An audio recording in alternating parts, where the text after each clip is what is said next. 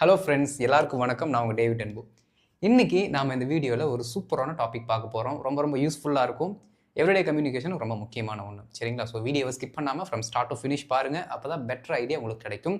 And இதை நம்ம சேனலுக்கு ஃபஸ்ட் டைம் வந்திருக்கீங்க, மறக்காமல் சேனலை சப்ஸ்கிரைப் பண்ணிட்டு பெல் பட்டனை கிளிக் பண்ணி வச்சுக்கோங்க. அப்போ தான் நான் போடுற வீடியோஸ் உங்களுக்கு தொடர்ந்து வந்து சேரும். நாம் டிலே இல்லாமல் வீடியோக்குள்ளே போயிடலாம். ஃப்ரெண்ட்ஸ், அடுத்த மாதத்துக்கான பேசிக் டு அட்வான்ஸ் கோர்ஸோட அட்மிஷன் நம்ம ஸ்டார்ட் பண்ணிட்டோம். இதில் ஜாயின் பண்ணணும்னு விருப்பம் இருக்கவங்க இப்போ ஸ்ட்ரீம் ஆகிட்டு இருக்க இந்த நம்பருக்கு நீங்கள் வாட்ஸ்அப் பண்ணுங்கள். நாங்கள் உங்களுக்கு டீட்டெயில் சென்ட் பண்ணுறோம். இன்னைக்கு நாம் படிக்க போகிற டாபிக் எதை பற்றி அப்படின்னா, ஒரு விஷயம் நடக்குமோ நடக்காதோ அப்படிங்கிற பற்றி கவலையே படாமல் முடிவு ஒன்று தான். முடிவு பண்ணியாச்சுப்பா, அவன் வர்றாங்களோ இல்லையோ நாம் போகிறோம், அது நடக்குதோ இல்லையோ நான் இதை பண்ணுவேன் அப்படின்னு சொல்லிட்டு நாம் நிறைய இடங்களில் பார்த்தீங்க அப்படின்னா தமிழில் பேசுவோம். அதைத்தான் இன்னைக்கு இங்கிலீஷில் நம்ம எப்படி சொல்ல போகிறோம் அப்படிங்கிறத ப்ராக்டிஸ் பண்ண போகிறோம். சரிங்களா? ரொம்ப சிம்பிள் தான், ரொம்ப சிம்பிள். இது ரொம்ப பெரிய டஃப்பான கான்செப்டில் கிடையாது. ஏன் அப்படின்னா, ஆல்ரெடி நமக்கு தெரிஞ்ச அந்த வார்த்தைகளை இணைச்சா இந்த பர்டிகுலர் சென்டென்ஸ் வந்துடும். என்ன, ஒரு புது ஒரு ரூட் வேர்டு மட்டும் போட போகிறோம், அவ்வளோதான். சரிங்களா? ரைட், பாருங்க. நடந்தாலும் நடக்காட்டியும், இருந்தாலும் இல்லாட்டியும், வந்தாலும் வராட்டியும், நல்லா கவனிக்கணும் ஃப்ரெண்ட்ஸ். எந்த வேர்பை சொல்கிறீங்களோ அந்த வேர்புக்கு ஏற்ற மாதிரி இந்த வார்த்தை மாறிடும். சரிங்களா? போனாலும் போகாட்டியும், ஓகே, உதவி கிடைச்சாலும் கிடைக்காட்டியும், இது வந்து சும்மா ஒரு எக்ஸாம்பிளுக்கு நான் எழுதி வச்சிருக்கேன். நடந்தாலும் இருந்தாலும் அப்படின்ட்டு வேர்புக்கு ஏற்ற மாதிரி இந்த பர்டிகுலர் வார்த்தைகள் மாறிக்கிட்டே வரும். எழுதினாலும் எழுதாட்டியும், சொன்னாலும் சொல்லாட்டியும், இந்த மாதிரி. சரிங்களா? ரைட். அப்போ இந்த மாதிரி வரக்கூடிய வார்த்தைகளுக்கு நம்ம ஆங்கிலத்தில் என்ன வச்சுருக்கோம் அப்படின்னா, whether or not. Whether or not, இதுதான் நம்ம ஆங்கிலத்தில் வச்சிருக்க root word. Whether or not அப்படிங்கிற வார்த்தையை சென்டென்ஸுக்கு நடுவில் போடணும். எப்போ போடணும் அதையும் நம்ம தெரிஞ்சுக்கணும்ல. நல்லா கவனிக்கணும் ஃப்ரெண்ட்ஸ். இந்த வெதர் ஆர் நாட் அப்படிங்கிற பர்டிகுலர் வார்த்தை யூஸ் பண்ணுறதுக்கு நமக்கு 2 மெயின் கிளாஸஸ் வேணும், 2 கம்ப்ளீட் சென்டென்ஸ் வேணும். சரிங்களா? அதில் எந்த ஒரு விஷயம் நடந்தாலோ நடக்காட்டியோ, வந்தாலோ வராட்டியோ, தெரிஞ்சாலோ தெரியாட்டியோ, எதை வந்து கவலைப்படாமல் நாம் சொல்கிறோமோ அந்த பர்டிகுலர் சென்டென்ஸை என்ன பண்ணணும் அப்படின்னா, இந்த ரூட் வேர்டுக்கு அடுத்து நாம் பிளேஸ் பண்ணணும். ஓகே, எந்த விஷயத்தை பற்றி நம்ம கவலைப்படாமல் ஒரு விஷயத்தை சொல்கிறோமோ அந்த பர்டிகுலர் சென்டென்ஸை என்ன பண்ணணும், ரூட் வேர்டுக்கு அடுத்து போடணும்.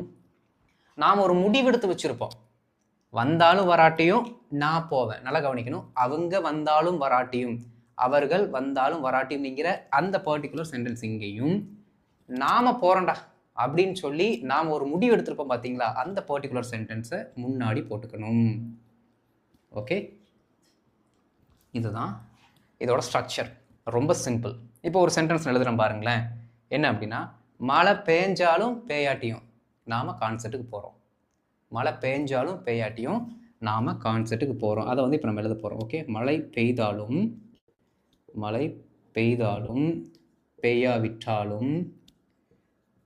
பெய்யாவிட்டாலும் நாம் கச்சேரிக்கு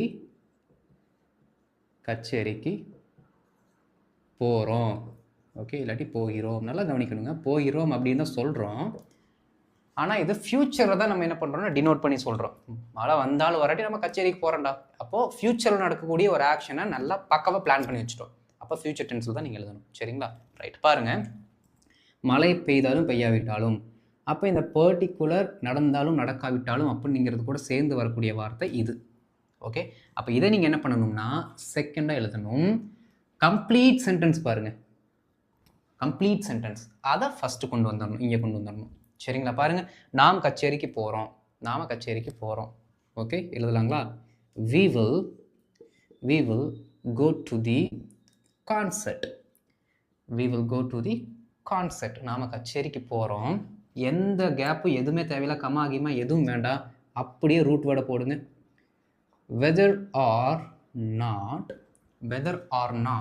மழை பெய்தாலும் அப்படின்னு தான் இருக்குது. அப்போ மழை பெய்கிறது, அதை சிம்பிள் ப்ரெசன்ட் டென்ஸில் போடணும். ஓகே, அவ்வளோதான். ரைட், இங்கே ஃப்யூச்சர் கொண்டு வந்தீங்க அப்படின்னா இங்கே ப்ரெசென்ட்டில் போட்டிங்கன்னா மேக்ஸிமம் கரெக்டாக வரும். ஓகே, இப்படி தான் எல்லா சென்டென்ஸும் வருது மேக்ஸிமம்.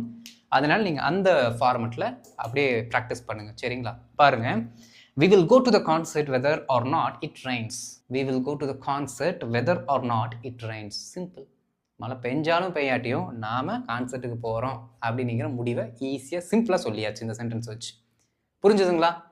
இப்போ ஒரே ஒரு சில எக்ஸாம்பிள்ஸ் மட்டும் பார்த்துட்டு நாம் ஹோம்ஒர்க் போயிடலாம். இப்போ ஃபஸ்ட்டு ஒரு சில எக்ஸாம்பிள்ஸ் பார்க்கலாம். ஃபார்ம் எழுதியாச்சு. ஃபஸ்ட்டு ஒரு மெயின் கிளாஸ் வேணும், அப்புறம் ஒரு ரூட் வேர்ட், அதுக்கப்புறம் ஒரு மெயின் கிளாஸ். சென்டென்ஸை பாருங்களேன்.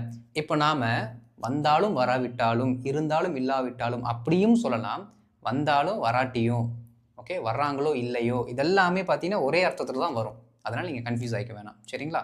பாருங்கள், ஒருவருடன் நீங்கள் ஒத்து போகிறீர்களோ இல்லையோ, அப்போ இந்த வார்த்தை வந்துருச்சுனாலே உங்களுக்கு தெரிஞ்சிடும் நம்ம இன்னைக்கு படிக்க போகிற ரூட் வேர்டு தான் அந்த பர்டிகுலர் சென்டென்ஸுக்கு வரும் அப்படின்ட்டு.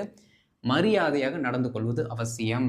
அதாவது இந்த விஷயம் நடக்குதோ இல்லையோ, இது கண்டிப்பாக நடக்கணும் அப்படிங்கிற உறுதியோடு இருக்கும் நாம. சரிங்களா? அப்போ என்ன பண்ணணும்? எதை வந்து நம்ம கரெக்டாக முடிவு பண்ணி உறுதியோடு இருக்கோமோ அதை ஃபஸ்ட் எழுதணும். சரிங்களா? பாருங்க, மரியாதையாக நடந்து கொள்வது அவசியம். ஓகே, நாம மரியாதையாக நடந்து கொள்வது அவசியம். எழுதிடலாங்களா? பாருங்களேன், ரொம்ப simple. It is important to be polite. Okay, ஏன் அப்படின்னா இங்கே எந்த சப்ஜெக்டும் போடலை. நாம் மரியாதையாக நடந்து கொள்வது அப்படிங்கிறத கூட நம்ம சொல்லலை. சிம்பிளாக இருக்கனால இட் இஸ் அப்படிங்கிறத வச்சு நம்ம ஸ்டார்ட் பண்ணிட்டோம். பாருங்கள், it is important to be polite. மரியாதையாக நடந்து கொள்வது அவசியம். அடுத்து பாருங்கள், ஒத்து போகிறோமோ இல்லையோ, அப்போ அந்த ரூட் வேர்டு இப்போ வந்துடணும். ஃபஸ்ட்டு சென்டென்ஸ் எழுதியாச்சு. இப்போ அடுத்து ரூட் வேர்டு போட போகிறோம். ஓகே, வெதர் ஆர் நாட், அவ்வளோதான். வெதர் ஆர் நாட், ஒருவருடன் நீங்கள் ஒத்து போகிறீர்களோ இல்லையோ. ஓகே, ஒருவருடன் நீங்கள் ஒத்து போகிறீங்களோ இல்லையோ. நீங்கள் அப்படின்னா யூ அப்படின்னு நம்ம சொல்லுவோம். ரொம்ப simple. Whether or not you, okay, you agree with someone. ஏன்னா ஒருவருடன் தானே போட்டிருக்கோம், அப்போ someone. And at the same time நல்லா கவனிக்கணும், இங்கே பார்த்தீங்க அப்படின்னா சிம்பிளாக நம்ம எழுதியிருக்கோம், அதே மாதிரி இங்கேயும் சிம்பிள் எழுதியிருக்கோம். சம்டைம்ஸ் இந்த பர்டிகுலர் சென்டென்ஸ் ஃபியூச்சரில் இருந்தாலும் இந்த பக்கம் நீங்கள் சிம்பிள் ப்ரெசென்ட்லேயே போடுங்க. அடுத்த ஸ்லைடில் பாஸ்ட் டென்ஸ் பார்க்கலாம். இப்போ இதை நீங்கள் நல்லா கவனிச்சுக்கோங்க. இங்கே ப்ரெசென்ட் வந்தாலும் பின்னாடி ப்ரெசென்ட் போட்டுக்கோங்க, இங்கே ஃபியூச்சர் டென்ஸ் வந்தாலும் பின்னாடி ப்ரெசென்ட் போட்டுக்கோங்க, கரெக்டாக இருக்கும். சரிங்களா? பாருங்களேன், it is important to be polite whether or not you agree with someone. அப்படியே பேச்சு வழக்காக நீங்கள் அப்படியே சரளமாக பேசி பழகணும். இட் இஸ் இம்பார்ட்டன்ட் டு பி பொலைட் whether or not you agree with someone. Okay, சொல்லி பாருங்கள் நிறையா டைம். சரிங்களா? அடுத்து, வாடிக்கையாளர்கள் இருந்தாலும் இல்லாவிட்டாலும் இரவு 9 மணிக்கு கடை மூடப்படும். இரவு 9 மணிக்கு கடை மூடப்படும். இருந்தாலும் சரி இல்லாட்டியும் சரி கன்ஃபார்மாக ஒரு விஷயம் நடக்கும். என்னது? நைட் 9 மணிக்கு கடையை மூடிடுவாங்க. எழுதலாங்களா? பாருங்கள், இரவு 9 மணிக்கு கடை மூடப்படும். Okay, the shop will close at 9 PM. நான் ஏன் அட்டு போட்டிருக்கேன்னு சொல்லுங்கள். எதுக்கு அட்டு போட்டிருக்கேன்? எக்ஸாக்டாக 9 மணிக்கு அப்படிங்கிற அர்த்தம். அதனால தான் அட் அப்படிங்கிற வார்த்தையை நம்ம போட்டிருக்கோம். சரிங்களா? பாருங்களேன், the shop will close at 9 PM. உடனே ரூட் வேர்டு வந்துடணும். ஓகே, வெதர் ஆர் நாட், வாடிக்கையாளர்கள் இருந்தாலும் இல்லாவிட்டாலும். வாடிக்கையாளர்கள் இருந்தாலும் இல்லாட்டி எப்படி சொல்லலாம்? வாடிக்கையாளர்கள் இருக்கிறார்கள் அப்படிங்கிறத எப்படி சொல்லுவீங்க? ஒரு சிலர் கஸ்டமர்ஸ் ஆர் தேர்னு சொல்லுவீங்க. கரெக்டாக சொல்ல போனால் தேர் ஆர் கஸ்டமர்ஸ் நம்ம சொல்லுவோம். அதான் கரெக்ட். There are customers. அப்போ வாடிக்கையாளர்கள் இருக்கிறார்கள் அப்படிங்கிறத போட்டாலே இந்த வெதர் ஆர் நாட் அப்படிங்கிறது என்ன பண்ணோம்னா அவர்கள் இருந்தாலும் இல்லாவிட்டாலும் அப்படிங்கிற மீனியை கொடுத்துரும். ஓகே, பாருங்க, நாட் தேர் ஆர் கஸ்டமர்ஸ், அவ்வளோதான். இப்படி எழுதினாலே போதும். இப்போ தேர் ஆர் கஸ்டமர்ஸ் இருக்கிறார்கள். வெதர் ஆர் நாட் போட்டிங்கன்னா கஸ்டமர்ஸ் இருந்தாலும் இல்லாவிட்டாலும் அப்படி வந்துடும் மீனிங். சிம்பிள். பாருங்களேன், the shop will close at 9 PM whether or not there are customers. ரொம்ப சிம்பிளான சென்டென்சஸ் தான். ஓகே, அவர்களிடமிருந்து எனக்கு தகவல் கிடைத்தாலும் கிடைக்காவிட்டாலும் நான் உங்களை தொடர்பு கொள்வேன். ஓகே, 2 டைம் எழுதிட்டோம். பாருங்கள், அவர்களிடமிருந்து எனக்கு தகவல் கிடைத்தாலும் கிடைக்காவிட்டாலும் நான் உங்களை தொடர்பு கொள்வேன். அப்போது பின்னாடி இருக்கிறத ஃபஸ்ட் எழுதிடணும். நான் உங்களை தொடர்பு கொள்வேன். எப்படி எழுதலாம்? ஐ வில் கான்டாக்ட் யூ. அவ்வளோதான், வில்லு வந்துருச்சு. ஐ வில் கான்டாக்ட் யூ, உடனே ரூட் வேர்டை போடணும். வெதர் ஆர் நாட், பாருங்களேன், அவர்களிடமிருந்து எனக்கு தகவல் கிடைத்தாலும் அவங்ககிட்ட இருந்து ஏதாவது இன்ஃபர்மேஷன் நமக்கு கிடைச்சாலும் அப்படின்னு சொல்கிறத நம்ம என்ன சொல்லுவோம்? I receive any information from them அப்படின்னு சொல்லுவோம். ஆனால் இது இன்னொரு ஆங்கிளில் சிம்பிளாக சொல்லலாம். எப்படி தெரியுங்களா? பாருங்க, ஐ ஹியர் ஃப்ரம் தெம். அவ்வளோதான். இதுவும் அதுவும் ஒரே அர்த்தம் தான். ஐ ஹியர் ஃப்ரம் தெம் அப்படின்னா எனக்கு அவங்ககிட்ட இருந்து தகவல்கள் கிடைக்கிறது அப்படின்னு அர்த்தம். சரிங்களா? இப்போ அதே மீனிங்கை வந்து என்ன பண்ணிட்டோம்னா வெதர் ஆர் நாட் கூட சேர்த்துட்டோம் அப்படின்னா எனக்கு அவங்ககிட்ட இருந்து தகவல் கிடைச்சாலும் சரி கிடைக்காட்டியும் சரி I will contact you. I will contact you. சேர்த்து சொல்லுங்க. I will contact you whether or not I hear from them. I hear from them. Okay, இன்னும் ஒரு சில எக்ஸாம்பிள்ஸ் பார்க்கலாம்.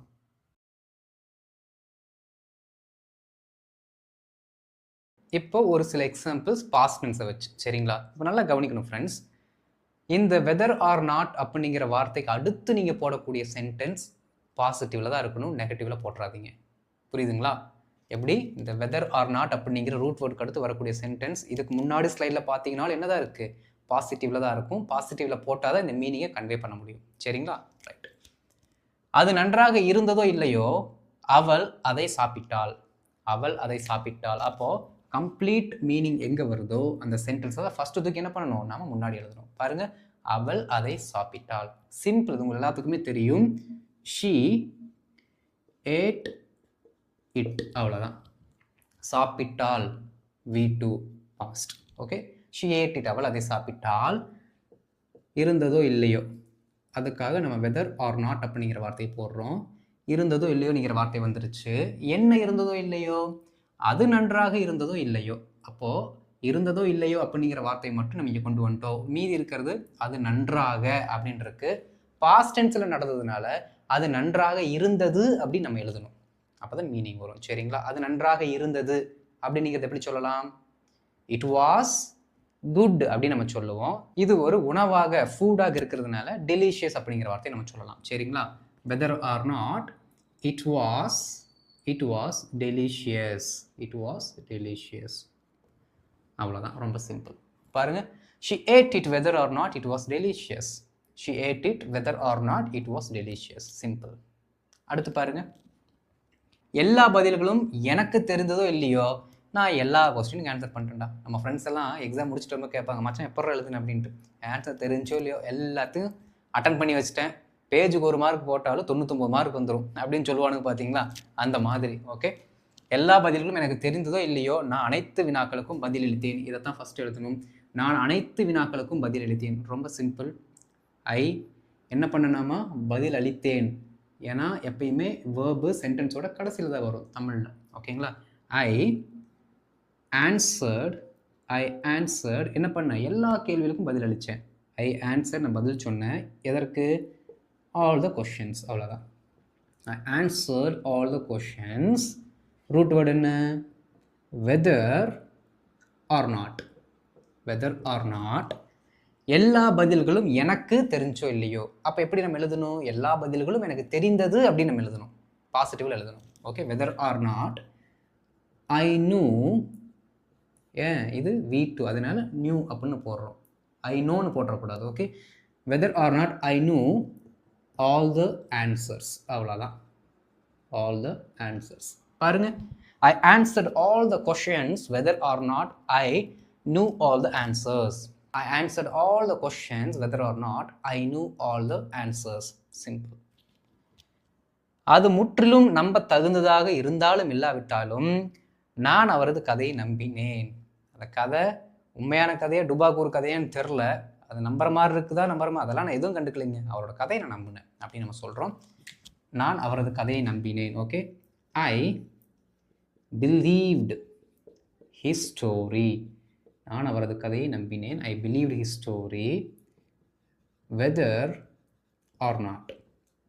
ஓகே, இருந்தாலும் இல்லாவிட்டாலும். எது இருந்தாலும் இல்லாவிட்டாலும்? அது முற்றிலும் நம்ப தகுந்ததாக இருந்தாலும் இல்லாவிட்டாலும். அப்போ பாசிட்டிவில் எழுதுனா எப்படி எழுதுவோம்? அது முற்றிலும் நம்ப தகுந்ததாக இருந்தது அப்படின்னு நம்ம எழுதணும். ரொம்ப சிம்பிள். பாருங்க, 8 மீது இங்கே எழுதிடலாம். இட் சவுண்டட் முழுவதும் தானே. அப்போது என்டையர்லி. என்டையர்னா முழுவதும் அப்படின்னு அர்த்தம். சரிங்களா? ஹோல் திங்ஸை நம்ம என்டையர் அப்படிங்கிற வார்த்தையில் சொல்லுவோம். Sounded entirely plausible. புது வார்த்தையாக இருக்கா? பாருங்க, பிளாசிபிள். அந்த வார்த்தையை நம்ம என்ன பண்ணலாம், இந்த சென்டென்ஸை நம்ம யூஸ் பண்ணிக்கலாம், கரெக்டாக மீனிங் வரும். பாருங்க, இட் சவுண்டட் என்டையர்லி பிளாசிபிள், முற்றிலும் நம்ப தகுந்ததாக இருந்தது அப்படிங்கிற பாஸ்ட் டென்ஸில் நம்ம எழுதியிருக்கோம். ஏன்னா சவுண்டட் பாஸ்ட் டென்ஸ். சொல்லி பாருங்க ஃபுல்லாக. I believed his story whether or not it sounded entirely plausible. I believed his story whether or not it sounded entirely plausible. ரொம்ப சிம்பிள், புரிஞ்சுதுங்களா? இவ்வளோ தாங்க இந்த பர்டிகுலர் ரூட் வேர்டோட வேலையே. இதை கற்று வச்சுக்கிட்டு நீங்கள் என்ன பண்ண போகிறீங்க, இதுக்கப்புறம் சும்மா அப்படியே பறக்க விட போகிறீங்க எல்லா சென்டென்சஸும். Okay, right. இதை பேஸ் பண்ணி ஒரு சில ஹோம்ஒர்க் கொடுக்குறேன், ட்ரை பண்ணுங்கள்.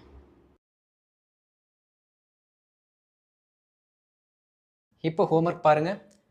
வேலை இருந்தாலும் இல்லாவிட்டாலும் அவர் வேலைக்கு செல்வார். கடவுள் பதில் அளித்தாலும் அளிக்காவிட்டாலும் காமாட்சி தினமும் பிரார்த்தனை செய்வாள்.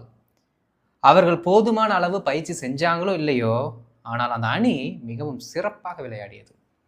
சம்பளம் பிரபு எதிர்பார்த்தது போல் இருந்துச்சோ இல்லையோ, அவன் அந்த வாய்ப்பை அக்செப்ட் பண்ணிக்கிட்டான்.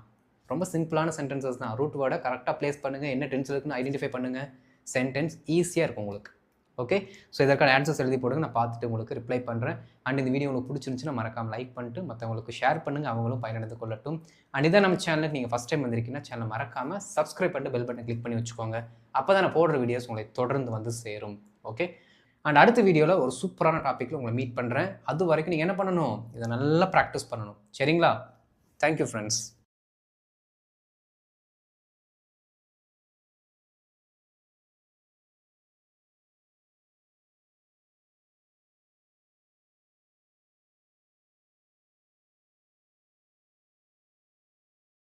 Thank you.